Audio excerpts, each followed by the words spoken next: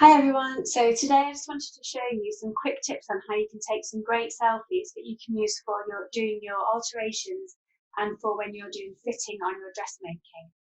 And so what you're going to do is I want to show you how to use your camera and set it up in such a way that you can trigger it just using the palm of your hand to take the photos. And you might be able to hear in the background that my camera is just going off at the moment. So I just want to show you the setup that I've got here. And then you can maybe replicate that at home. But it's ideal for doing things like taking shots from the side and the back, where you want to get a full length shot, but without having to kind of hold your arm out at selfie distance and kind of contort your body and do weird angles trying to get it in the mirror and those kind of things. So what I've got set up here, I'm just going to move the camera so that you can see. So I have a mirror that I can see into, that I can use to see the camera that I'm going to use in the background. So over here, I've also got my selfie stick set up just on a stand that just clips onto the side of the table. And so what I'm going to do is I'm just going to adjust this so that you can then see the camera, and then I'm going to take some photos so that you can see how that works. Okay, so as you can see, I've got the camera set up and I'm standing, and you can see pretty much full length. So if I move back a little bit, then you can also see my feet. So if you want to get the full body length of your garment, then you'll be able to do that. And the beauty of a camera is that obviously on the screen it looks quite small, but then when you can zoom in on your computer, you can start to look at some of the details. So the way this feature works is you have to have the camera facing you for a selfie mode. And then the next thing that you do is set it up, and I'll give some instructions as to how you set that up.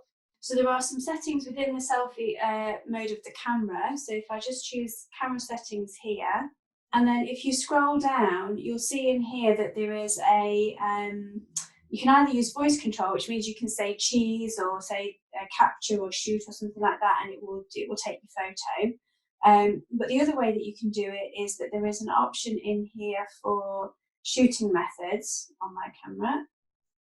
And can you see there's an option for show palm? And so if you enable that, then on there you'll be able to use this feature to trigger your photos.